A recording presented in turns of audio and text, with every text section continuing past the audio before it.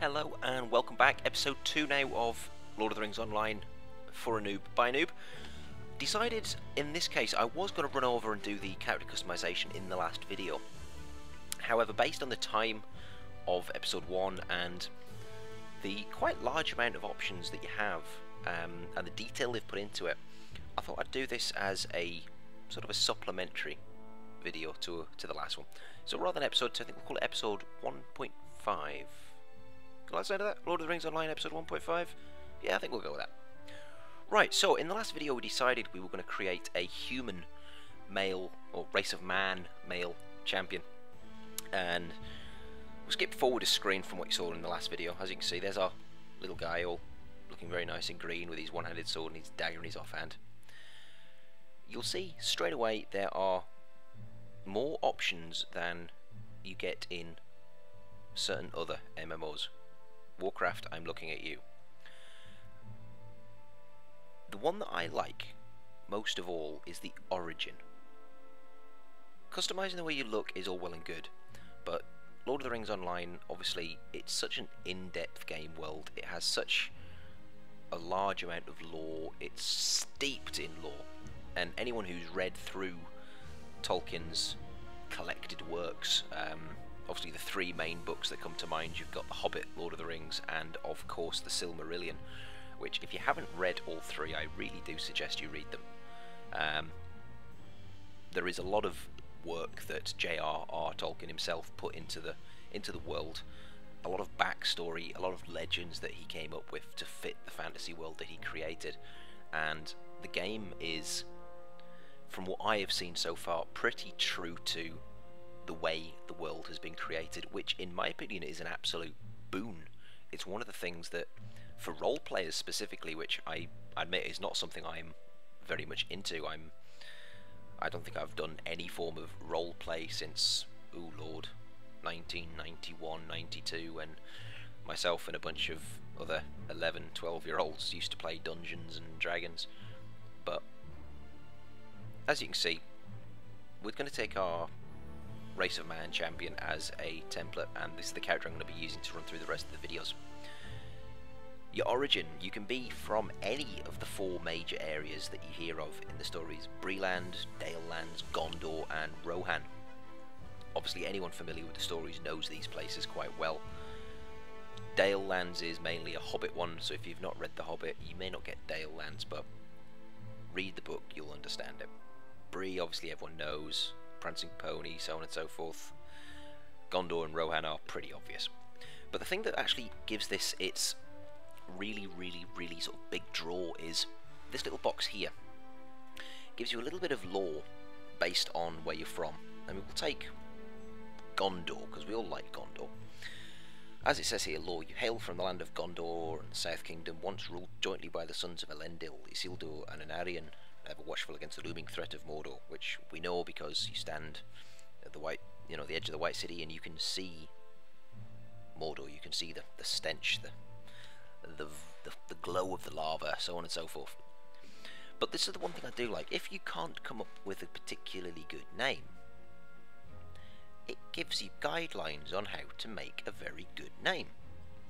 Common masculine name endings in Sindarin are ending in Adan, Aran, Bor, Born, Deer, Dor, Had, Eon, Lass, Or, Orn, Funt, For, Rundir, and I could go on through the whole list. And it gives you sort of the prefixes. So you could be called, oh I don't know, Adanian, should you want, and that will be a perfectly fitting, role-playing accepted Gondorian name. The other thing that I quite like is the random name generator. I mean, there we go, straight away you're Gondorian, it gives you a name, Helidor. Now that just fits straight away, because as we can see, Dor is a common masculine name ending in Sindarin. It uses what it gives you in one box and fits in the other. It's great. The one thing that a lot of people come across, I mean, you play games like Warcraft, prime example, Warcraft. Sorry to keep going back to it, but it's true. How many times have you run around and come across somebody called, oh my god, WTF barbecue, or Stabsaws, or Ponage, or something stupid like that?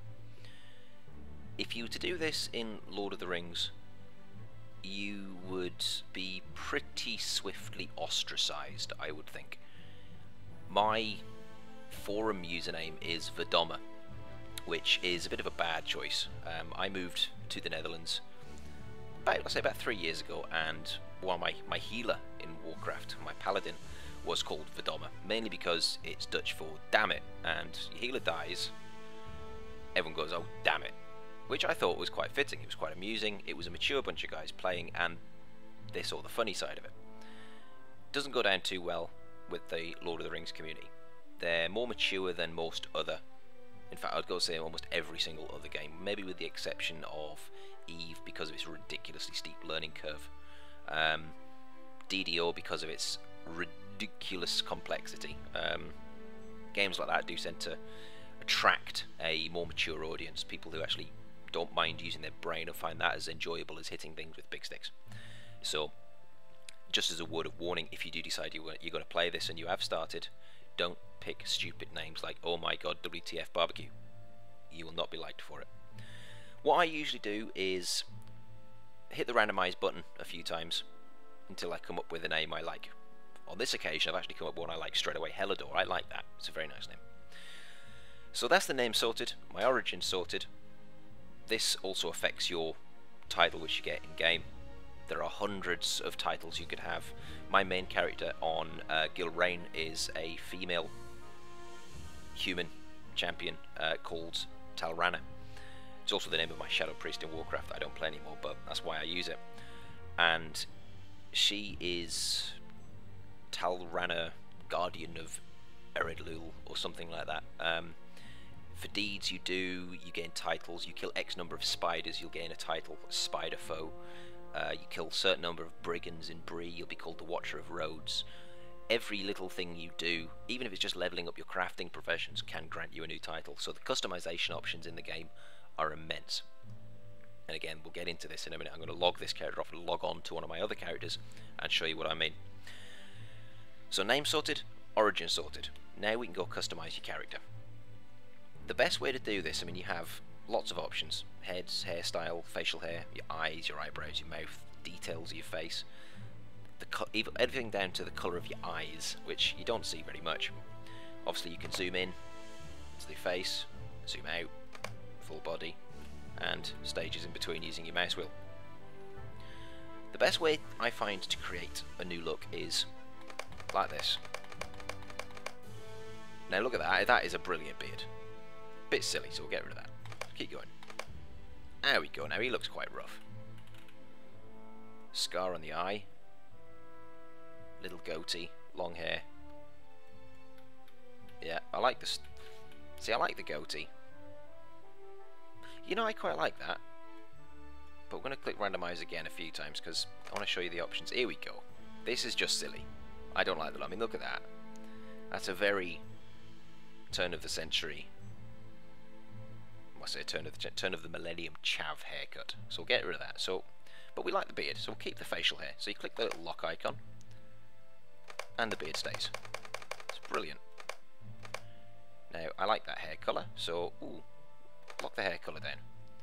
Body type. He's meant to be quite dexterous, so I mean that's just silly. Whereas that's blatantly too big. So we'll go bet there, in the middle. Lock the body type down. Skin colour we like, we'll keep that. Eyes, we'll give him rich blue eyes. There we go. Lock the eyes down. And we'll go and have a look at the face here. I don't like so much the detail he's got here. He looks a bit old. Crow's feet, so. Scar over the eye. No scar. Ooh, old and wrinkly. Smooth. Big scar. Now, I think we'll go for the big scar over the eye. So we'll lock that one down. Change his mouth a bit. Yeah, we like that one. The eyes. Yeah. And the beard we got, and the hairstyle. And obviously you can turn your character in a few times, see what you come up with. But for the purposes of this character, I think we'll be a balding skinhead. Yes, we'll like that. And you can change his head. There we go. And there we have our champion, Helidor. So, create the character. And there you have him. Helidor, level 1, man champion. So, let's jump in, and what I'll do is I will now log on to one of my other characters, and I'll show you some of the customization options in-game. So, let's log on to my main female champion. Right, well, here we go. Logging on to my... get rid of that, start again. Logging on to my main server name. As you can see, I have a handful of characters. Talarin is my elf hunter. Talmordis is my lore master that I just can't get into very much. Looks a bit poncy though, doesn't it? Well, he's an elf, you expect that. And my main character at the moment is my level 33 woman champion in her nice cosmetic armour, which I'll go into in a second. So, we log in and let's have another look at the customization options that you can actually get. And loading here is going to be a little slow. I'm currently uploading part 1 to YouTube, so it's taking a while. It's a 300 meg video file, but YouTube's being a little bit on the slow side today, so if you bear with me. Oh, we're getting a loading bar. Here it comes. But anyway, whilst this is doing, let's have a quick discussion about the different customization options there are. There we go, brilliant. First of all, I apologise for the interface, it looks terrible. Currently running this in a window at the right resolution for recording, so YouTube doesn't completely mash up the resolution. The interface doesn't always look this bad. In fact, my interface normally looks a lot nicer. But what we'll do, we'll just turn it off for a moment. Right.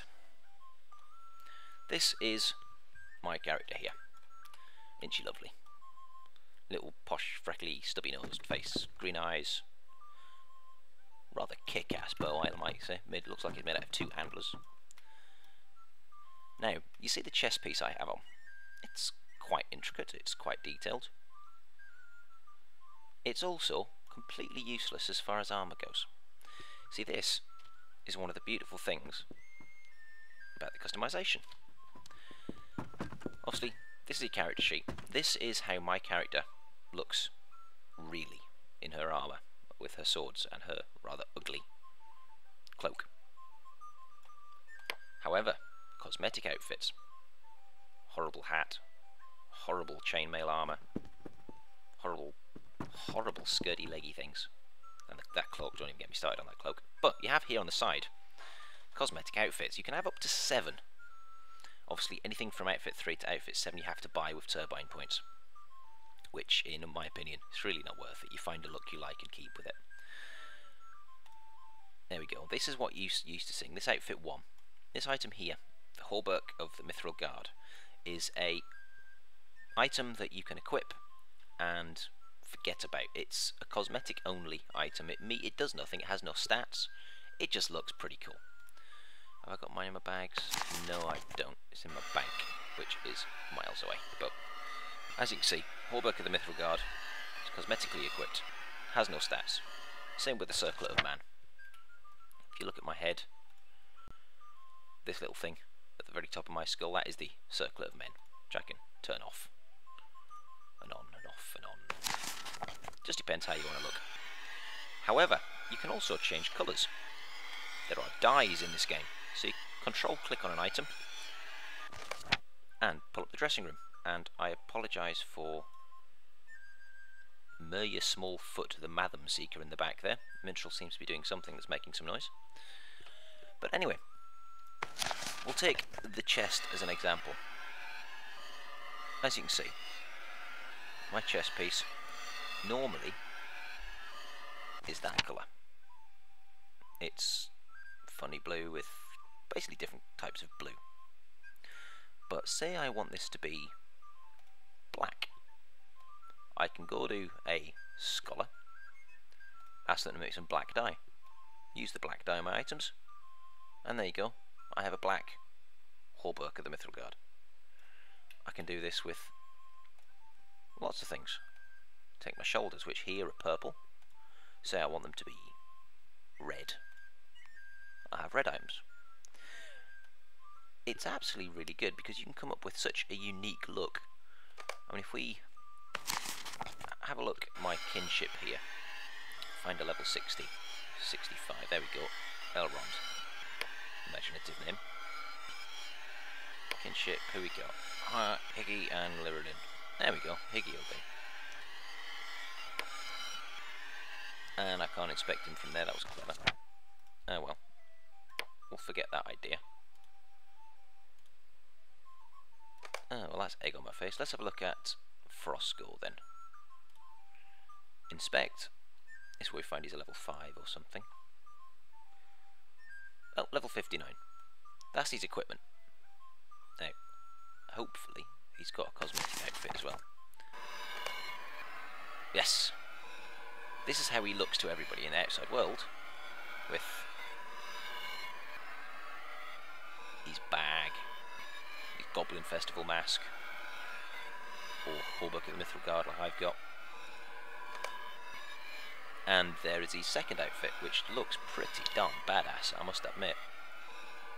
Essentially, you can use items that look pretty good from, even if you're level 1 items, and keep wearing them, inverted commas wearing them. It looks like you're wearing them all the way through to the end game. So if you want to look like you're an absolute, complete and utter noob, go for it.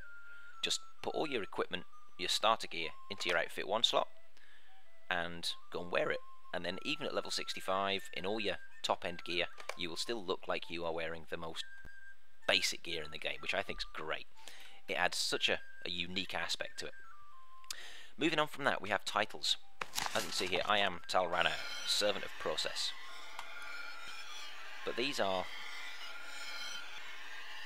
I have Apprentice of Blades, Apprentice Woodworker, Expert Prospector, Expert Weaponsmith, Master Expert Prospector, Master Journeyman Weaponsmith, a Skirmish Recruit, just my name without a title, Talrana of Breland. This one is unique to the origin of your character. When you make it, you could have been Talrana of Gondor, of Dale, of Rohan. I want to be from Bree. Ally of the Eglain, Bree friend, Eglain friend, known through Bree, known to the Eglain, known to the Madam House, Madam Seeker, Servant of Process. This is actually a really good one. You just do a stupidly annoying questline that ends in an instance and you get a title for it. And 10 turbine points as well. Enemy of the Dead. You kill enough ancient evil and you get this title. Barrowdown Hunter, Wing Cutter. These are for killing certain beasts. This is for killing Barghests. This is for killing big flying mosquito things. Wolf Tamer for killing wolves in Eredluin, which you get a lot through skirmishes. Brigands, killing goblins, killing brigands and Bree. Champion of the Lone Lands, that's killing orcs, killing goblins and orcs. More goblins. I killed quite a lot of goblins. Ah yes, more goblins. Shellbreaker from killing Nigabreakers, killing spiders, killing more spiders. Bane of the Barrows, I actually quite like that one. It's from killing lots and lots of wights in the Barrowlands. Barrowdowns, sorry. Now, there are social ones as well, which I messed up with this because this was my first character. I had no idea what I was doing and I was rushing in attacking elites when I really shouldn't have been. You get a title at level 5 without dying, Talrana the Wary. You get one at level 10, which is the Undefeated. You get one at level 14, which is the Indomitable, I believe. I think there's one at 17. And there's the Undying, which you get at level 20. If you manage to get to level 20 without being defeated by anything, you get the Undying, which is actually not that difficult when you actually know what to do. And this is only a very small selection of what there is. Plus, you can also buy a surname for yourself. I mean, I could be Talrana, or I could be Talrana Nallus, for exactly the same things. Obviously, makes no difference what you have. It's totally aesthetic, makes no difference at all. You can then go to your biography. For the role players, you can be adopted by other characters. You can, if you adopt other people, they become your children. You can change what generation of the family you are, so you could be the 20th generation of the Nallus line in my case. And edit a personal description, and this is visible to everybody in the game, which is actually very, very cool for those role players. So there we have it. That is the basics of the character customization. The sky is your limit, really. There is very little that's not outside your imagination. So essentially, log in, create your character, and go and enjoy yourself.